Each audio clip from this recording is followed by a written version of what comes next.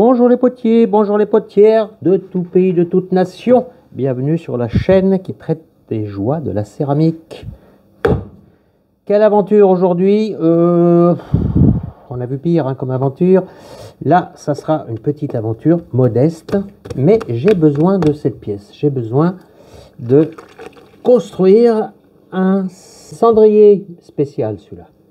Il y a un cahier des charges particulier, parce que je veux qu'il soit très fonctionnel. Donc, c'est parti pour ce cendrier d'extérieur. Et je vais expliquer au fur et à mesure tout ce que j'ai besoin.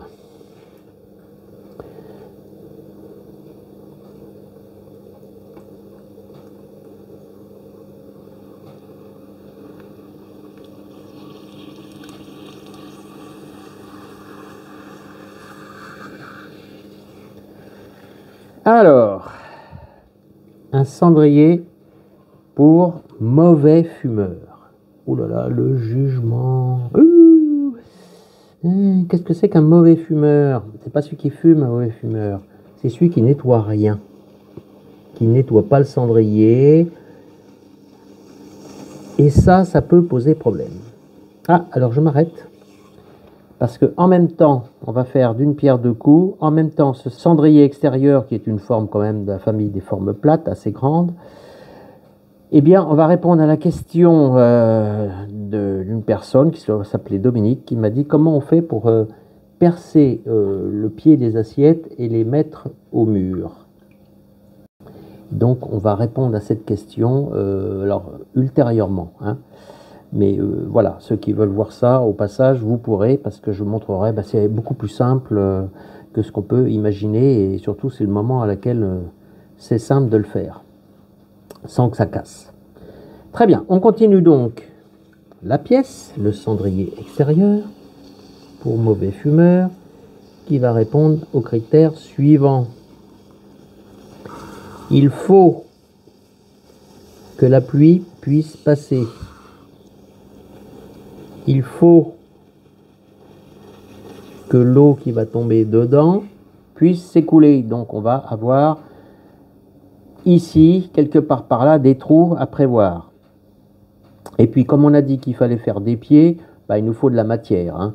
Donc la matière, on l'obtient simplement en laissant, hein. Il ne faut surtout pas l'enlever. Donc ici, je suis arrivé à un 8 au moins, donc je peux encore descendre ici, mais pas tant que ça. Ici, je reste parce que je veux un dôme. À quoi va servir le dôme? Eh bien, à l'écoulement de l'eau. Il y aura des mégots, il y aura peut-être de la pluie, et il faut que ça ruisselle sur le côté, que ça puisse sécher, et pas que ça fasse quelque chose d'horrible, une espèce de bouillie de mégots, là. Bon, bref, on continue. Attention, maintenant, le geste est beaucoup plus difficile. Parce que là, j'étais à plat, vous voyez, et là, maintenant, il faut aller là, c'est plus difficile. Donc, c'est cette partie-là de la main qui va faire le boulot. Donc, je descends par ici, j'écarte, je regarde, je vérifie le dôme. Le dôme est bien là. Ici, c'est bon. Là, j'ai beaucoup de matière. Je pense que je peux ouvrir un petit peu. Un geste d'ouverture. Le cendrier sera très grand. Parfait. Ça me plaît pas mal. Ça me plaît pas mal. Voilà. C'est déjà ça, hein. Donc maintenant, je vais mettre un petit coup d'esthèque pour vérifier est-ce qu'on a bien le dôme, est-ce que tout va bien, est-ce qu'il est régulier. Donc pour l'instant, il n'y est pas. Je le vois. Ici, il y a des trous. Ici, il y a une bosse. Donc, attention de ne pas écraser là. Donc je suis prudent, je pars sur le côté, j'appuie légèrement et puis j'emmène les steaks. Je fais un premier passage. Voilà. Un premier passage. Très bien. Ça continue à me plaire. La forme est sympathique.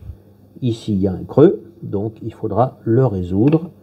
Alors, pour le résoudre, je vais enlever un petit peu de matière ici, un petit appui, léger et j'emmène la terre sur le bord.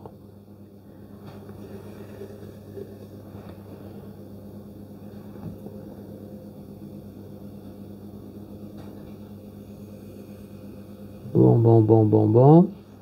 C'est pas mal.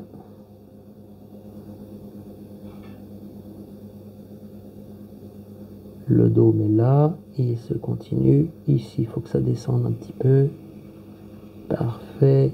Alors, travail à l'éponge, gros avantage. Hein, j'ai fait une vidéo il y a très longtemps, là, entre la main et l'éponge. On sent rien à l'éponge, mais ça n'accroche jamais. Donc là, c'est ça qui m'a aidé à renvoyer un petit peu l'uniformité du dos.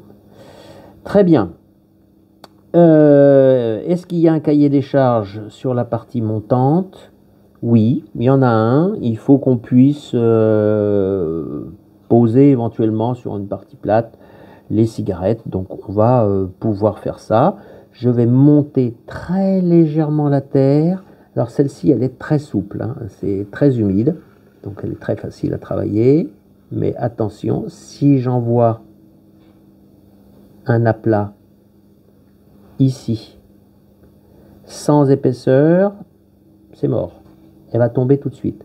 Donc il faut y aller progressivement et plutôt travailler ici avec un appui dessous pour désépaissir ici et ne pas faire une montée droite et un virage. Je le sens, ça ne marchera pas. Donc, on regarde ça. Je commence par redonner un coup d'esthèque dans le fond, vérifier la forme.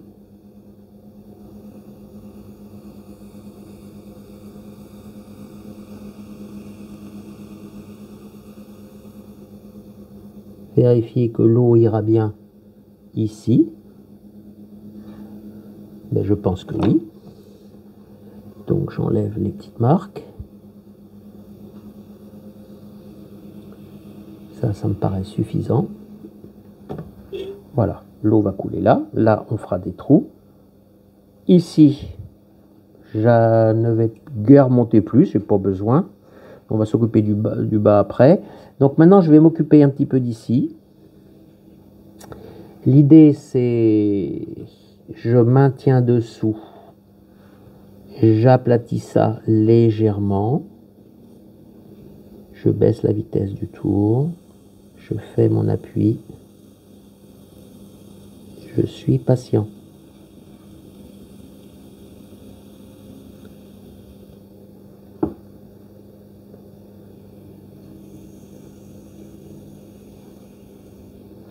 Ça fait comme un marlis d'une grande assiette, hein. Alors dans mon cas, je ne l'ai pas retourné. Je l'ai appuyé dans la masse, puisque, je le redis, j'avais une terre très très molle. Bon, j'ai une petite lèvre intérieure. Ça me fait penser que ça pourrait presque être joli si elle était accentuée. Mais bon, on n'est pas parti pour ça, donc on va probablement l'estomper un peu.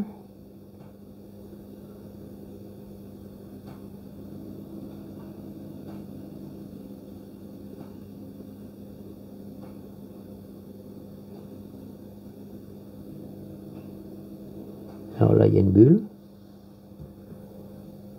On va enlever cette bulle.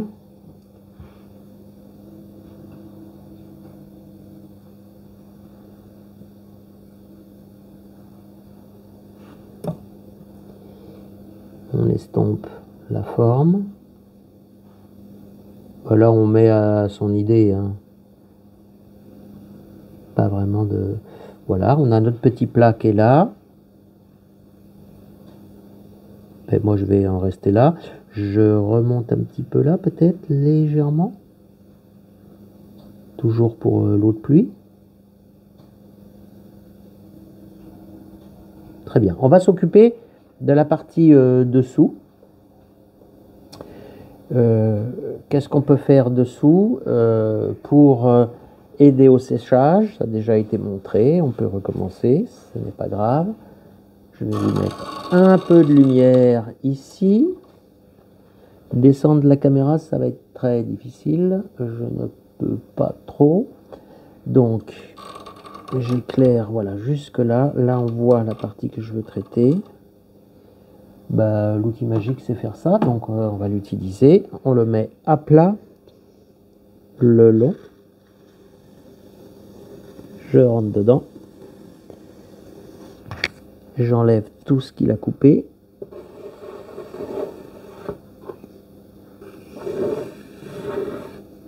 Ce qui recolle, soit on le laisse, soit on l'enlève. C'est un peu le champ de mine, hein, mon histoire là. Hop, là, voilà la partie qui me gênait. Voilà. Je vérifie ici, oh, on est très épais, il y aura du tournassage, c'est pas un problème. Je me remets bien droit. Voilà, et là le petit coup de carte qui va permettre de gagner un peu de temps au séchage et qui en même temps nous donnera une cote droite probablement pour envoyer et faire le pied.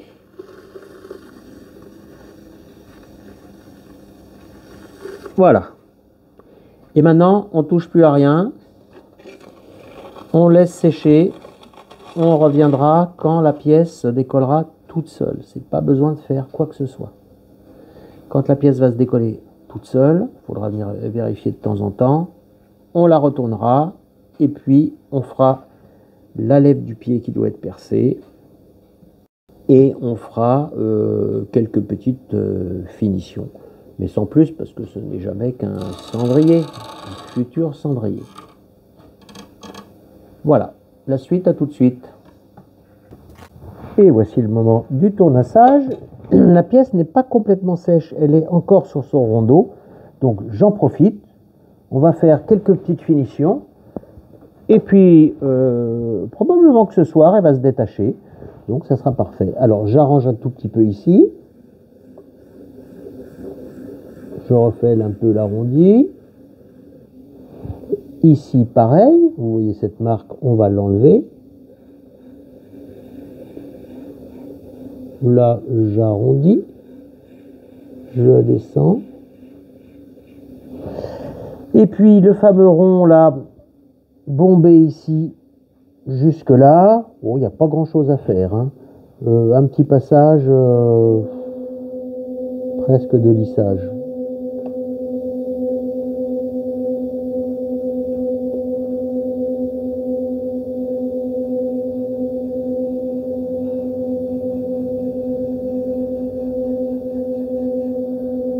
Juste pour enlever les petits picots, hein.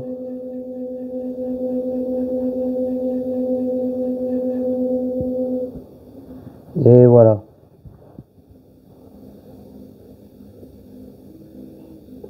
On enlève les petites bouloches.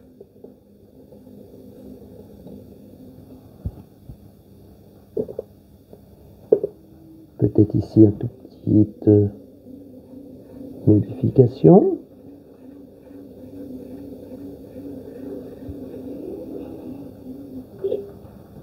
Et bien voilà, on attend le décollement de la pièce. Pour l'instant, elle est bien ferme et elle tient encore.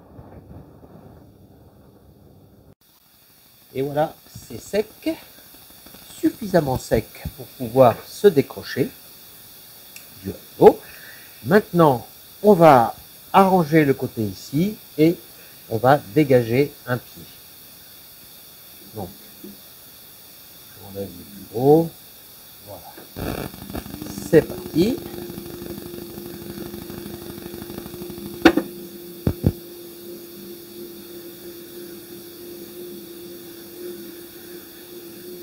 Ah, ça n'est pas bien serré tout ça. Voilà. On recommence. Un arrondi.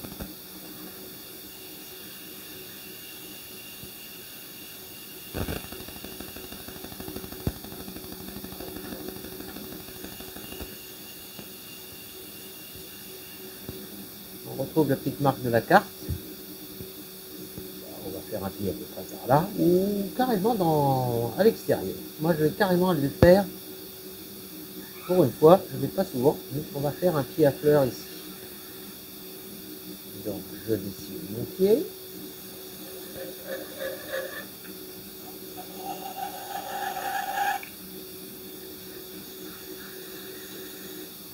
Et on dégage là.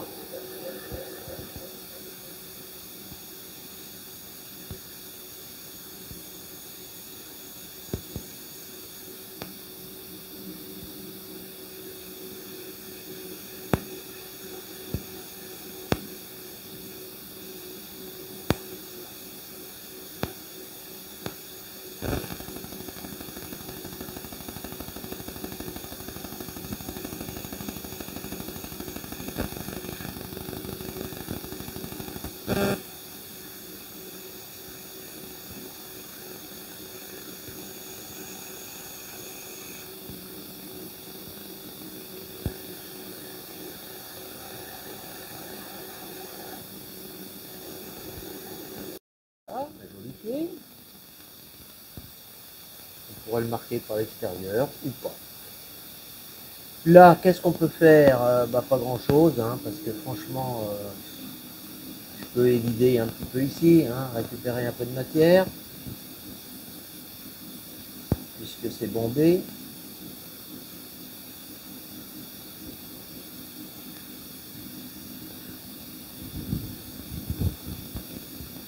Et surtout, s'assurer que ça reporte le poids, reportera sur la lèvre ici, sur le pied qu'on vient de faire.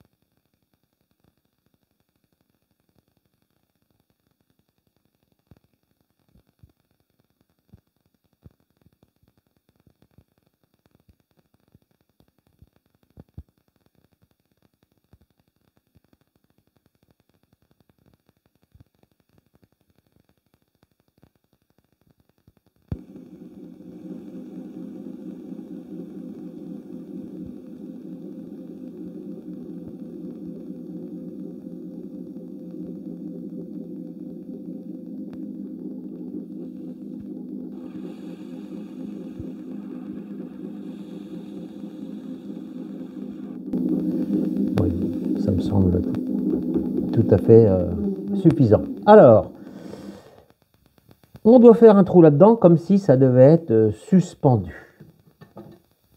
Alors, il y a plusieurs choses à dire et je vais chercher tout de suite les ustensiles, les petits outils que l'on a besoin. Voilà, j'ai cadré un peu plus serré pour vous montrer. Moi, ce que je recommande, c'est de faire un petit trou qui va passer de part en part la lèvre du pied. Pour ce, j'utilise tout simplement un forêt de 1,5. Donc, je le place là où je veux. Je ne le monte pas sur une perceuse, c'est pas la peine. Et puis, je le tourne à la main, je pousse un petit peu. Ça va prendre le temps que ça va prendre, mais on va finir par y arriver. Voilà. Et moi, ce que je recommande, c'est de faire une fixation intermédiaire. Alors, ce qui marche très bien, c'est le petit fil de laiton. Ça, c'est vraiment ce qu'on trouve partout en magasin de bricolage. Ça doit être du 0,5, 5 dixièmes de millimètre. Donc, vous le passez de part en part. Vous ferez attention, ça c'est quand ça sera cuit, parce que maintenant, si vous faites un effort là, ça va casser. Ensuite, vous faites une boucle comme ça, et puis le plus fine possible, vous tordez,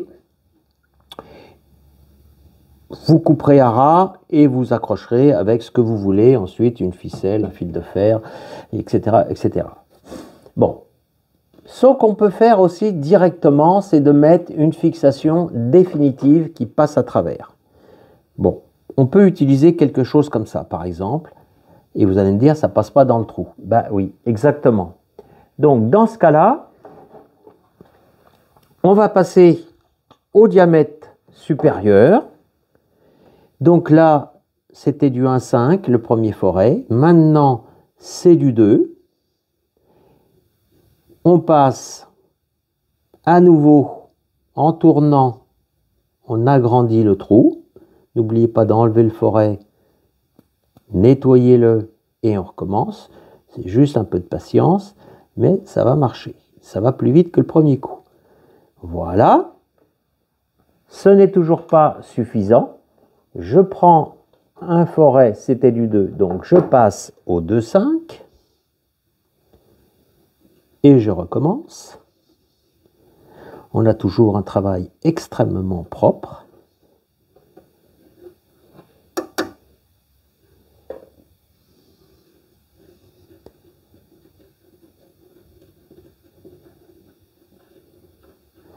Peut-être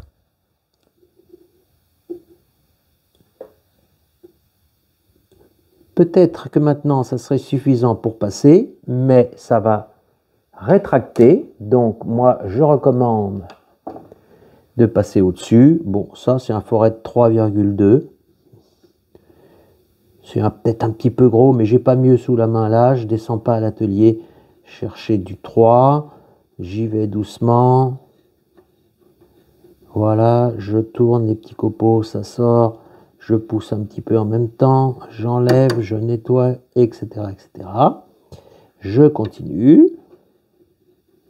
Le forêt, lui, il est guidé déjà dans le trou, donc il n'y a pas de risque qu'il transperce ailleurs. Vous voyez, il va suivre son chemin gentiment. N'oubliez pas de sortir de temps en temps, enlever les copeaux. Ça, c'est très important, parce que si vous ne le faites pas, ça risque de forcer et peut-être un peu de casser. Ah, je vois que ça passe de l'autre côté. Voilà, c'est fait. Donc, ce trou qu'on vient de faire, il est plus grand que ce qu'on a besoin, mais comme ça va rétracter, eh bien, c'est plus prudent. Ça, vous pourrez faire la boucle que vous voulez, la longueur que vous voulez. Ici, n'oubliez pas de faire soit un double nœud, soit enfin un nœud qui tienne, hein, parce que malheureusement, moi j'ai perdu une pièce comme ça avec un nœud qui a foiré et je m'en suis voulu. C'était un très beau plateau Longwy. J'espère avoir répondu à toutes les questions qu'il y avait sur le perçage qui ne fait pas de marque. On peut passer un petit coup de pinceau, bien nettoyer si on a besoin. Voilà. Je retourne ce superbe cendrier d'extérieur. Voilà qui est fait. Sur le centre, je mets un petit plateau guide.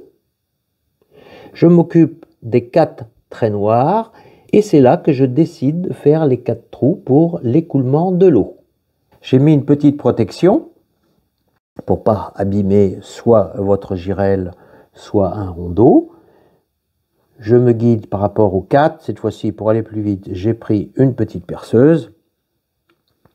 Et c'est parti. 1, 2, 3 et 4. Et voilà. Ça sera bien symétrique, bien propre. On va les sécher. Laisser sécher. Oh là là. Tout ça, et puis prochaine étape, la cuisson. Vous voyez, c'est bien massif, c'est costaud, j'espère que ça va résister. Et puis, on pourra poser des cigarettes là et jeter les mégots dedans sans problème. À bientôt tout le monde pour des nouvelles aventures céramiques.